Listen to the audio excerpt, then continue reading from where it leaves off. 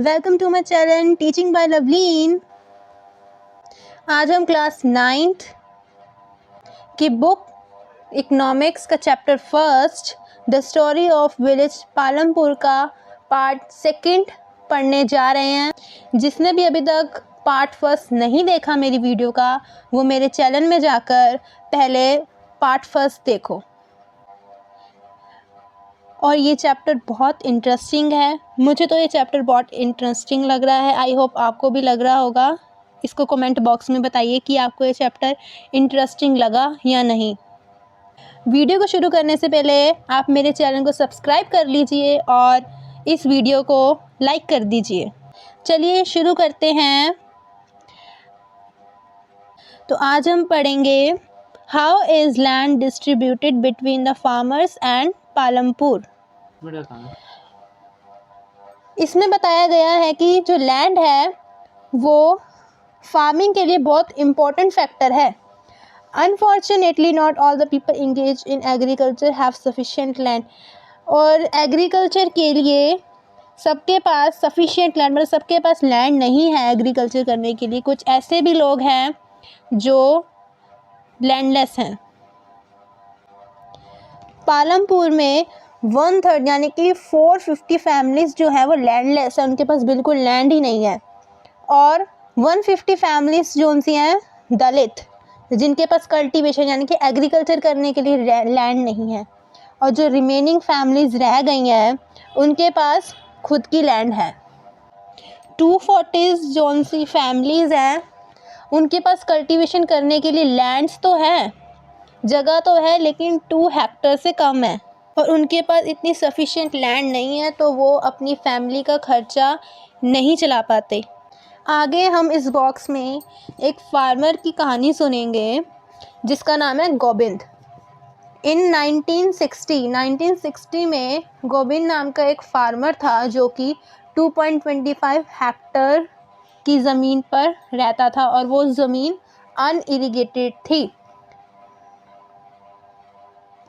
गोविंद के 3 लड़के थे जो कि उसकी एग्रीकल्चर करने में हेल्प करते थे और वो अपनी लाइफ में कंफर्टेबली नहीं रह पा रहा।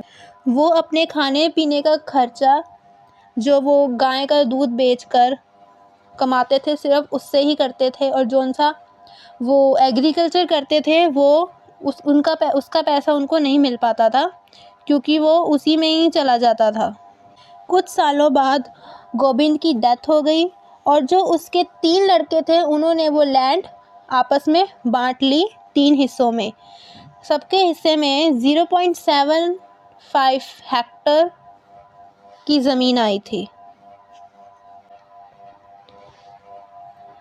उन्होंने अपने फील्ड्स में इरिगेशन फैसिलिटी और मॉडर्न फार्मिंग मेथड भी लाए, लेकिन तब भी वो अपने घर का खर्चा नहीं उठा सकते थे। उन्हें एक एक्स्ट्रा यानी कि एडिशनल काम करना पड़ रहा था जिससे उनके घर का खर्चा निकल पाए।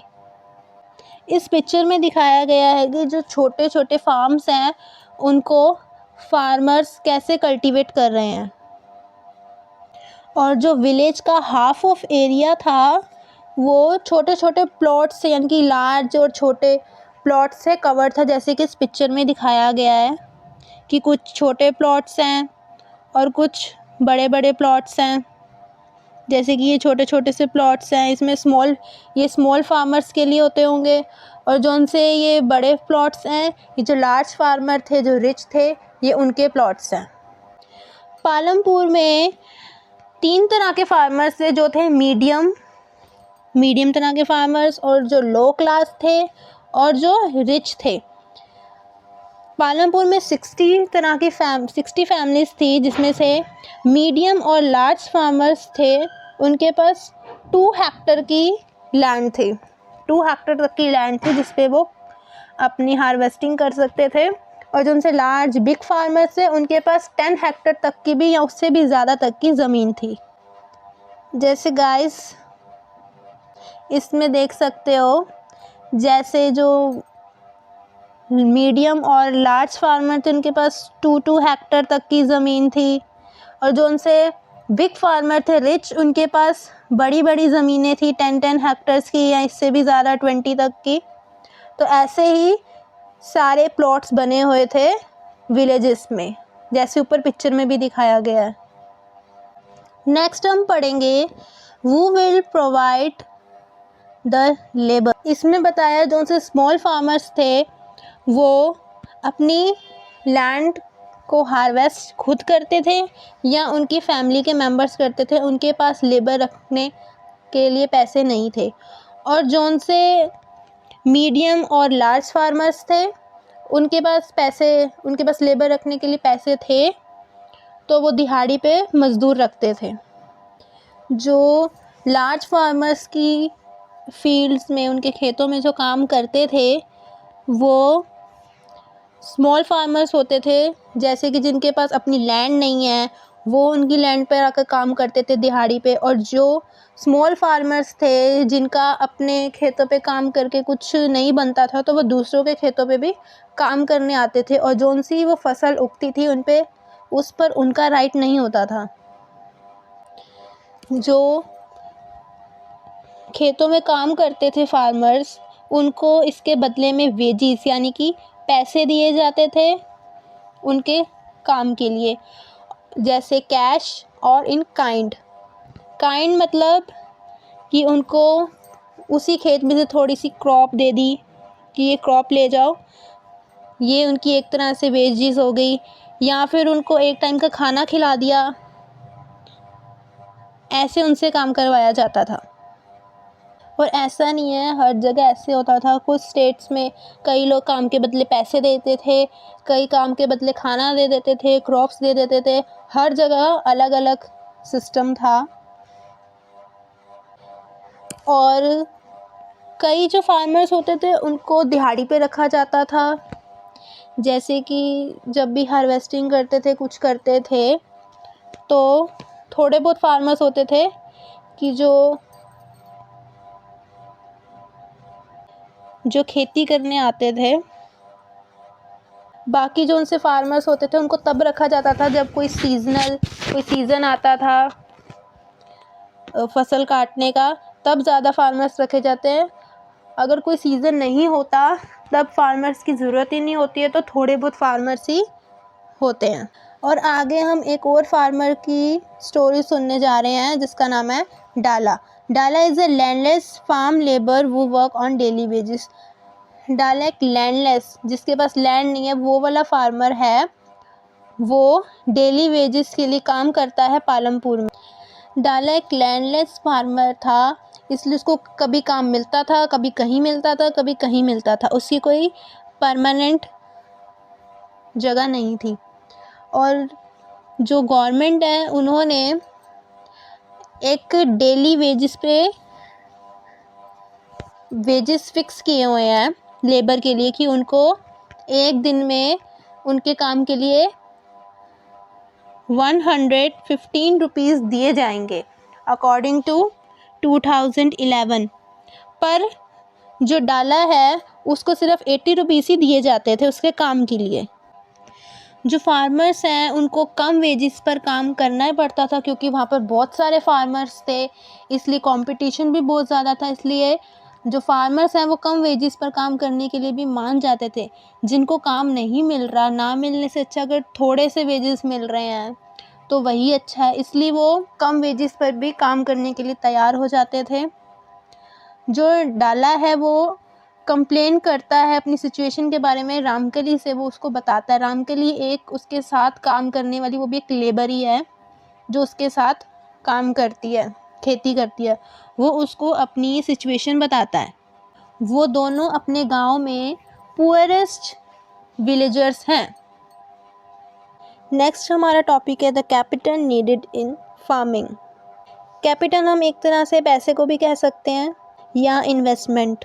जो मॉडर्न फार्मिंग मेथड था वो बहुत अच्छा था, जिससे लार्ज प्रोडक्शन होती थी और ज़्यादा पैसे कमाए जा सकते थे। लेकिन जो ये मेथड के लिए जो सामान चाहिए था, HVV सीड्स, केमिकल फर्टिलाइज़र्स, ये बहुत महंगे आते थे। इसलिए फार्मर्स को फाइनेंशियली स्ट्रांग होना होता था। जो लार्ज फार्मर से वही इसको परचेज कर सकते थे। और ये HYV seeds modern farming method को लेने के लिए जो स्मॉल फार्मर्स थे वो मनी लेंडर्स या ट्रेडर्स के पास जाते थे उधार लेने के लिए, और जो वो मनी लेंडर्स या ट्रेडर्स होते थे वो उन पे ज़्यादा ब्याज लगाते थे, जिससे वो कर्जे में डूबते जाते थे small farmers. High rate of interest के कारण जो फार्मर्स है वो जो लोन है, जो उन्होंने लोन लिया है मनी लेंडर से, वो वापस नहीं दे पाते थे और वो स्ट्रेस में चले जाते थे।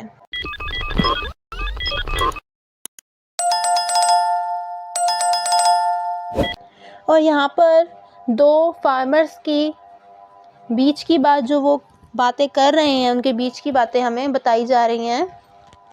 इसमें डाला और रामकली की बात हो रही है। इसमें जो डाला है वो कहता है it is difficult to find work this days, मतलब कि आज के टाइम में काम मिलना बहुत मुश्किल हो गया। जो लार्ज फार्मर है सिर्फ वही लेबर हायर करते हैं और बहुत ही कम दिनों के लिए करते हैं। और दूसरी साइड रामकली कह रही है कि जो घनश्याम है, जो लार्ज फार्मर है, उसने एक हार्वेस्टर ख़रीद लिया है और जो सीजनिंग क्रॉप्स उगती हैं वो हार्वेस्टर ही काट देता है उस क्रॉप्स को। इसके लिए उसको लेबर रखने की ज़रूरत ही नहीं पड़ती, उसने मशीन रख ली है। तो इस वजह से लेबर को और कम ज़्यादा काम मिलता है। और वो कहती है कि मेरे पिछले 5 सालों में मुझे इस साल बहुत ही ज़्यादा कम काम मिला है मशीनों की आने की वजह से। और दूसरी साइड डाला कहता है कि अब तो ट्रैक्टर, प्लफिंग, हार्वेस्टिंग ऐसी बहुत सारी मशीनें आ गई हैं जो वीड्स को भी रिमूव, वीड्स यानी कि जो उनसे अनवांटेड प्लांट्स होते हैं जो क्रॉप्स के साथ उग जाते हैं, उनको काटने के लिए, या बहुत सारे स्प्रे आ गए हैं कीड़े वगैरह मारने के लिए, तो इसलिए उनको लेबर की इतनी ज़रूरत नहीं पड़ती। और नीचे डाला कहता है कि उसने एक लोकल मनी लेंडर से कुछ पैसे लिए थे, पर अब उसे काम नहीं मिल रहा, तो वो उसका लोन कैसे वापस करेगा। उसके पास तो 2 वक्त की रोटी खाने के लिए भी पैसे नहीं हैं।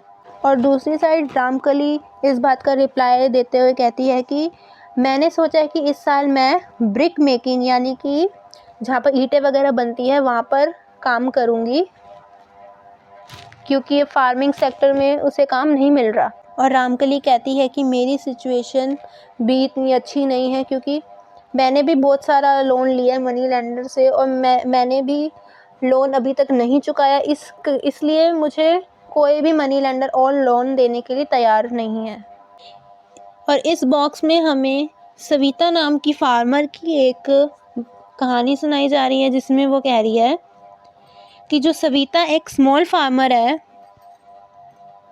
और वो प्लान कर रही है कि वो अपनी 1 हेक्टेयर की जो उनसे उसकी ज़मीन है उस पे वो वीट उगाए, पर उसको इसके लिए सीड्स, फर्टिलाइज़र, पेस्टिसाइड्स, इन सामान की ज़रूरत पड़ेगी और वाटर, और उसको अपने फार्म को भी रिपेयर करवाना है। इन सब का खर्चा 3000 रुपये आएगा और उसके पास इतने पैसे नहीं है।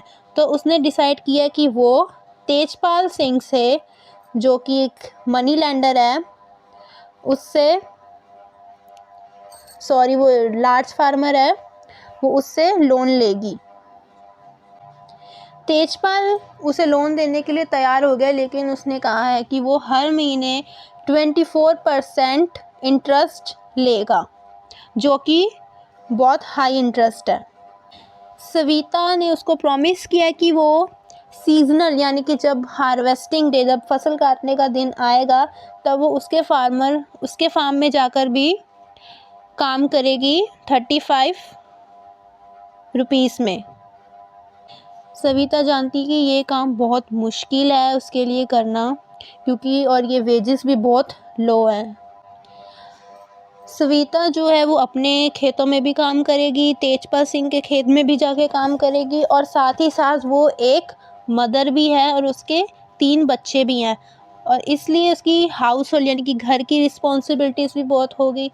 ये सब देखते हुए भी वो एक हार्ड वर्क करने के लिए तैयार है। उसे पता है कि उसे कहीं से लोन नहीं मिलेगा, इसलिए उसको जहाँ से भी लोन मिल रहा है वो ये करने के लिए तैयार है। और इसमें कहा गया है कि स्मॉल फार्मर के अपोजिट जो उनसे लार्ज और मीडियम फार्मर्स हैं वो सेविंग्स करते हैं। वो सेविंग्स इसलिए करते हैं ताकि वो कैपिटल्स यानी कि मशीन वगैरह ख़रीद सकें अपने फार्म के लिए। और 7 पॉइंट में देखिए, sale of surplus farm products.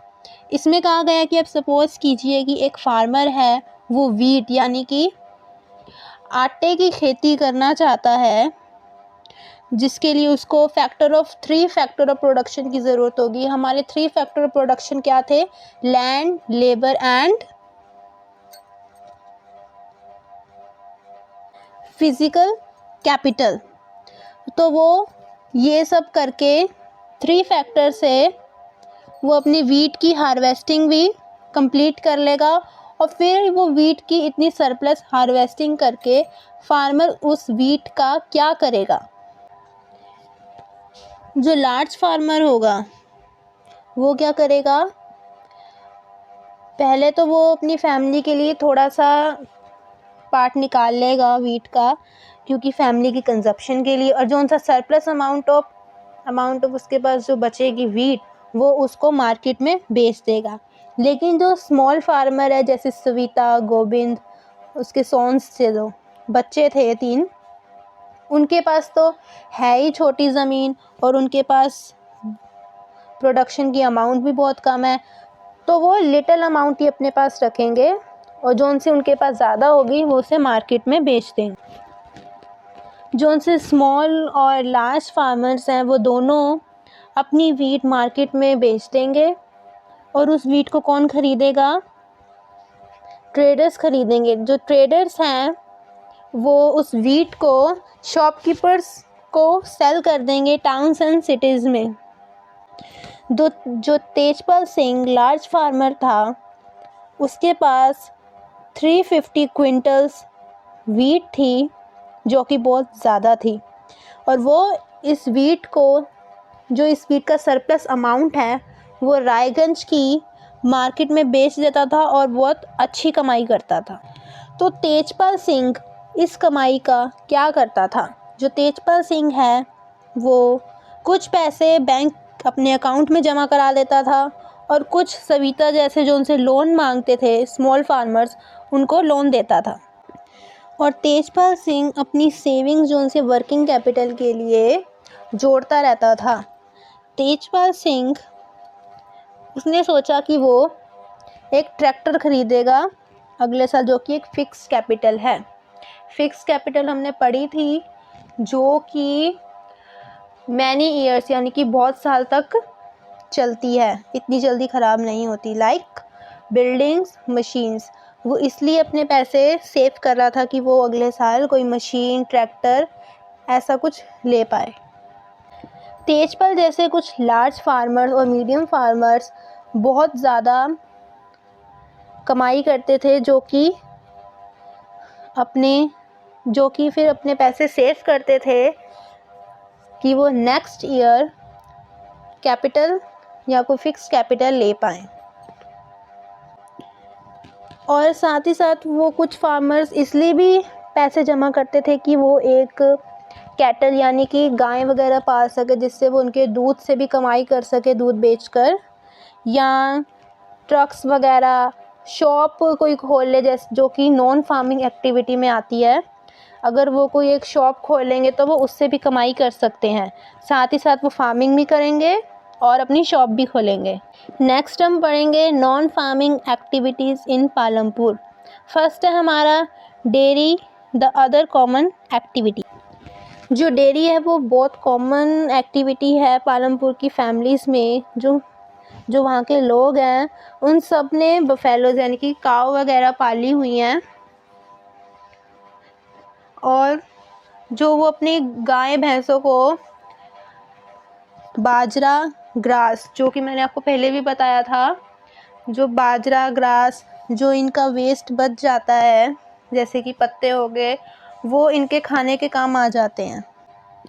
और जो 2 ट्रेडर्स हैं उन्होंने शाहपुर के पास एक कम चिलिंग सेंटर जो कि रायगंज में है, वहाँ पर वो क्या करते हैं, कम चिलिंग सेंटर का मतलब होता है कि जहाँ पर जो गाय का दूध है उसको ठंडा रखते हैं जिससे कि वो ख़राब ना हो, और वो इस ठंडे दूध को ट्रांसपोर्ट करते हैं टाउन्स एंड सिटीज़ में। ठंडा दूध रखने से वो ज़्यादा जल्दी ख़राब नहीं होता है, और वो उसे टाउन्स एंड सिटीज़ में बेचते थे। नेक्स्ट हम पढ़ेंगे an example of small scale manufacturing इन पालमपुर। 50% से भी कम लोग पालमपुर में मैन्युफैक्चरिंग एक्टिविटी में इंगेज्ड हैं। जो पालमपुर में मैन्युफैक्चरिंग होती है वो एक बड़ी कंपनी के जैसे नहीं होती है, वो सिंपल मेथड ही होते हैं, जैसे कि प्लास्टिक को अलग करना, या जैसे छोटा छोटा आपने देखा होगा तो हम इजीली हाथ से कर सकते हैं, वहाँ छोटी छोटी ऐसे मैन्युफैक्चरिंग वाले काम होते थे। और ये जो काम है इसीलिए इसको स्मॉल स्केल कहते हैं। ये जो काम है ये इतना वो हार्डली नहीं होता था, इसलिए इसके साथ वो खुद ही कर लेते थे, या फैमिलीज के मेंबर थे वो हेल्प करवा देते थे। कोई रेयर ही होता था जो इस काम के लिए लेबर रखता था। ये जो काम है वो लोग खेतों में भी कर लेते थे साथ में ले जाकर। ये एक्स्ट्रा वर्क था एक तरह का।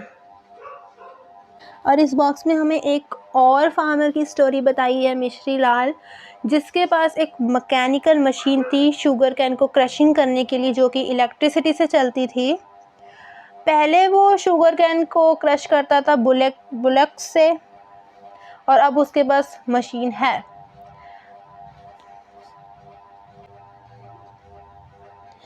आजकल हर कोई प्रेफर करता है मशीन।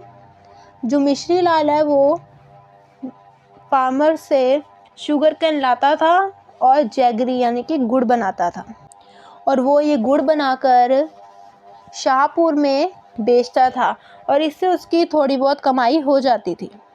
नेक्स्ट हम पढ़ेंगे द शॉपकीपर्स ऑफ पालमपुर। जो पालमपुर में जो उनसे शॉपकीपर्स थे वो ज़्यादा इस एक्टिविटी में इंक्लूड नहीं थे, पर जो उनसे इंक्लूड थे वो अर्बन एरिया यानी कि सिटीज़ से जाकर होलसेल यानी कि सस्ते में सामान लेकर आते थे और विलेजर में महंगा बेचते थे।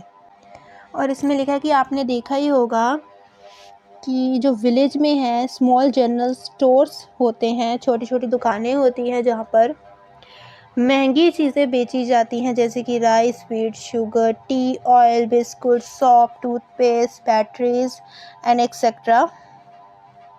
और कुछ लोगों के जो घर होते हैं वो बस स्टैंड के पास होते हैं, और वो लोग खाने पीने का सामान बस स्टैंड पे लगा देते हैं जिससे उनकी अच्छी सेल हो पाती है। जो करीम है वो एक पढ़ा लिखा लड़का है जो कि चाहता है कि वो कंप्यूटर क्लासेस खोले अपने विलेज में, क्योंकि उसने देखा है कि रिसेंटली जो स्टूडेंट्स हैं वो शाहपुर यानी कि शाहपुर जाते हैं कंप्यूटर क्लासेस लेने के लिए। तो वो चाहता है कि वो अपने विलेज में भी कंप्यूटर क्लासेस खोले जिससे उन्हें दूर ना जाना पड़े। और इसको ही हम एक तरह से सर्विस सेक्टर कहते हैं, जो हमारा थर्ड सेक्टर है, टर्चरी सेक्टर, वो यही होता है। करीम ने देखा कि उसके गांव की जो 2 लड़कियां हैं उनके पास कंप्यूटर की डिग्री है, तो वो चाहता है कि वो उन्हें एम्प्लॉय मतलब कि वो उन्हें काम पर रखे कि वो दूसरों को कंप्यूटर सिखा सके। करीम ने अपने घर के आगे ही कंप्यूटर लगाने शुरू कर दिए, उसने अपनी कंप्यूटर क्लास खोलनी शुरू कर दी, और एक हाई स्कूल का लड़का उसके पास कंप्यूटर क्लासेस लेने आने लगा, और काफ़ी मतलब अच्छे नंबर में लोग उसके पास आने लगे कंप्यूटर क्लासेस लेने के लिए। आगे हम पढ़ेंगे transport of fast developing sector. Palampur और रायगंज को जोड़ने वाले बहुत सारे व्हीकल्स हैं, जैसे कि रिक्शा वाला, टोंगा वाला, jeep, tractor, trucks, traditional bullock carts, buggies etcetera. ये सब क्या है, पालमपुर से रायगंज जाते हैं। अच्छा। इनके द्वारा सामान भी जा सकता है और लोग भी जाते हैं एक जगह से दूसरी जगह व्हीकल्स पर। फेरी पीपल्स यानी कि जो उनसे फॉरेनर लोग होते हैं वो भी इस पर जाते हैं और बदले में क्या देते हैं, वेजेस देते हैं। पिछले सालों में देखा गया है कि पिछले सालों से अब तक देखा गया है कि जो उनका सर्विस सेक्टर है, ट्रांसपोर्ट सेक्टर है, इसमें बहुत जल्दी बढ़ोतरी हो रही है। ये बाकी सेक्टर्स के मुताबिक बहुत जल्दी प्रोग्रेस कर रहा है। और यहाँ पर एक और फार्मर की बात की जा रही है जिसका नाम किशोर है। वो अपनी फैमिली के खर्चे बहुत मुश्किल से उठा पा रहा है और उसे वेजेस की ज़रूरत है अपनी फैमिली के खर्चे उठाने के लिए। कुछ सालों पहले किशोर ने गवर्नमेंट से लोन लिया था। गवर्नमेंट ने जो खोला था बैंक, वहाँ से उसने लोन लिया और उस लोन के पैसों से उसने एक गाय खरीदी और उस गाय का दूध बेचकर पैसे भी कमा रहा है और साथ ही साथ उसने बुलेट कार्ट भी बना लिया है जिससे वो ट्रांसपोर्ट का काम भी करता है। जो किशोर है वो जब गंगा रिवर के पास जाता था वहाँ से बहुत सारी क्ले लाता था और उसके पोट बनाता था। और कभी कभी जब वो शाहपुर जाता था तो वहाँ से वो गुड़, मतलब कि वो गुड़ बनाकर जाता था और शाहपुर में बेचता था। किशोर जो है वो ट्रांसपोर्ट का काम भी करता आ रहा था और उसने देखा कि पिछले साल के मुताबिक उसे अब ज़्यादा फ़ायदा होने लग गया है, वो ज़्यादा पैसे कमाने लग गया है। सो गाइस, इसी के साथ चैप्टर यहीं पर ही ख़त्म होता है। आई होप आपको मेरी वीडियो अच्छी लगी होगी और आपको अच्छे से समझ आया होगा। अगर आपको मेरी वीडियो अच्छी लगी है तो आप प्लीज़ नीचे कमेंट में लिखिए और मेरे चैनल को सब्सक्राइब कर दीजिए, वीडियो को लाइक कर दीजिए। इसके बाद मैं आपको चैप्टर 2 करवाऊँगी इकोनॉमिक्स का नेक्स्ट वीडियो में। So guys, don't forget to subscribe. Thank you for watching. Bye bye.